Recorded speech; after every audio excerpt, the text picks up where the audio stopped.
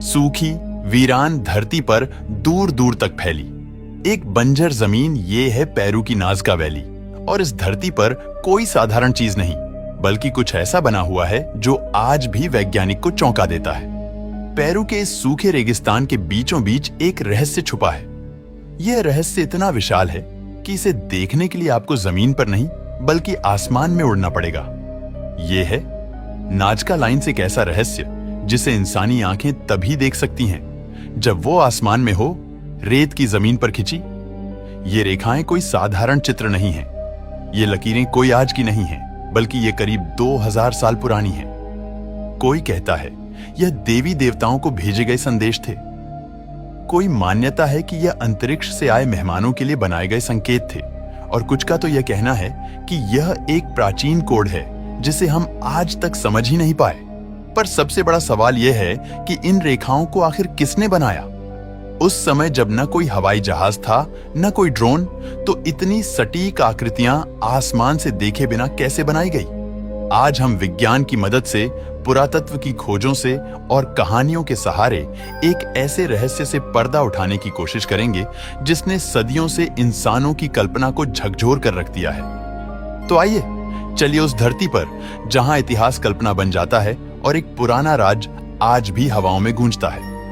नाजका का रेगिस्तान एक निर्जीव समतल मैदान है जो पेरू के दक्षिणी भाग में सैकड़ों किलोमीटर तक फैला हुआ है। सदियों तक यह जगह बस एक वीरान जमीन मानी जाती रही थी, लेकिन इसी सूनी धरती पर सदियों से छुपाता एक ऐसा रहस्य जो जमीन पर होकर भी केवल आसमान से ही देखा जा सकता था।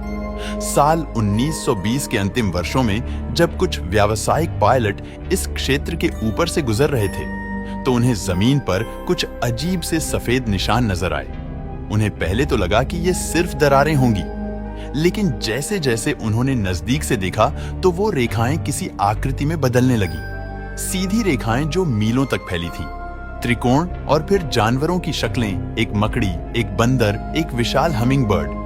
ये सब इतनी सटीकता से बने थे कि उसे कोई संयोग नहीं कहा जा सकता।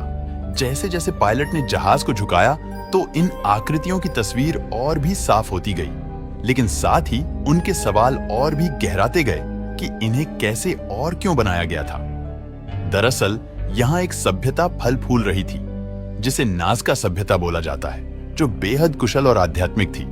धरती के सबसे सूखे इलाकों में से एक में जीते हुए भी इन्होंने रेगिस्तान को मात देना सीख लिया था। ऐसा माना जाता है कि नाजका लाइन्स का निर्माण नाजका सभ्यता ने किया था।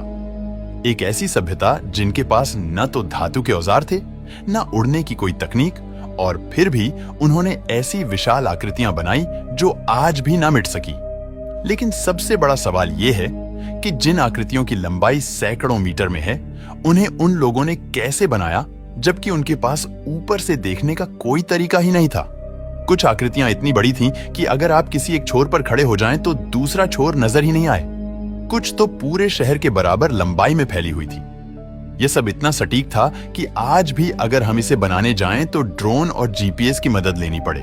लेकिन अब सोचिए, यह सब 2000 साल पहले कैसे बनाया गया था, जब न तो कोई हवाई नजरिया था और न ही आधुनिक उपकरण।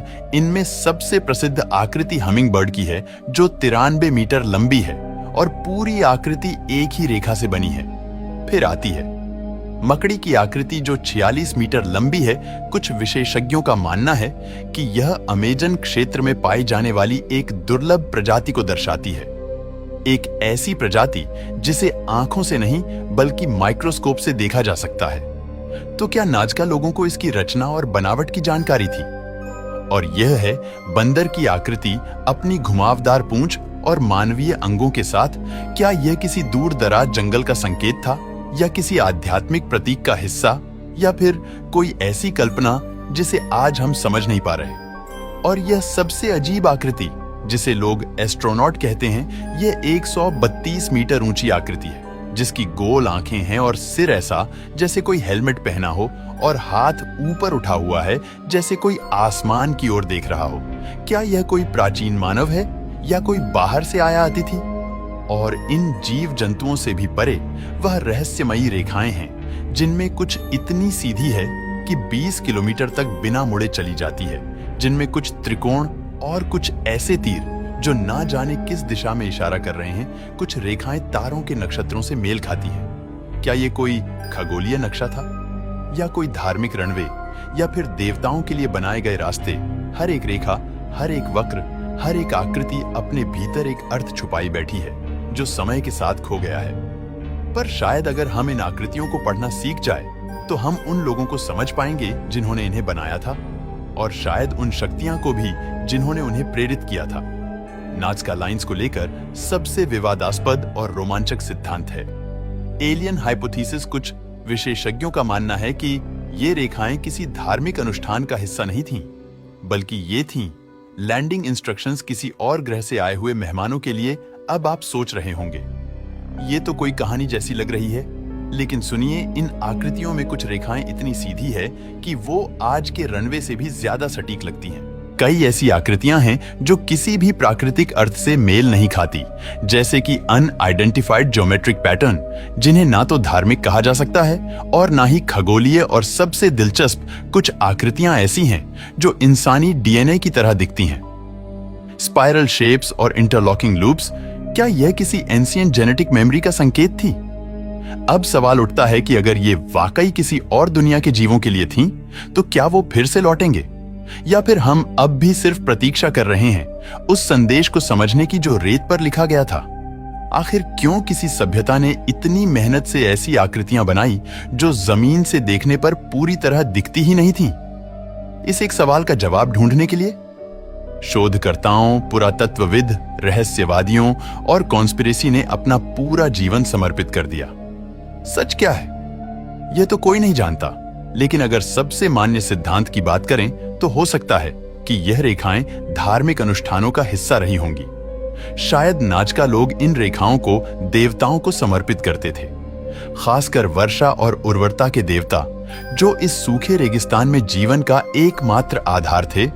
कुछ आकृतियां शायद प्रार्थना यात्राओं के रास्ते रही हों, जिन पर चलते हुए लोग बादलों के लिए, वर्षा के लिए प्रार्थना करते होंगे।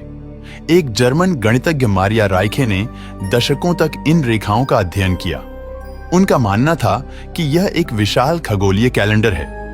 कई रेखाएं सूर्य के सेलेस्टस या खास तारों के साथ संरेखित हैं।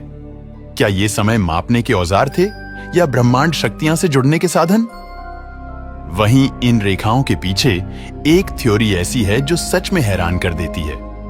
एरिक वॉन डेनिकन के अनुसार ये रेखाएं अंतरिक्ष से आए यात्रियों के लिए बनाई गई थीं, या शायद उन्हीं ने इन्हें बनाया था, क्योंकि आखिर ऐसी आकृतियां क्यों बनाई जाएं जिन्हें जमीन से देखा ही ना जा सके? और आखिर एक इंसान जैसी आकृति को हेलमेट क्यों पहनाया गया? ये कहानी आज भी अधूरी है दोस्तों। आपको क्या लगता है, नाज़का लाइंस को क्यों बनाया गया होगा? हमें कमेंट करके जरूर बताना।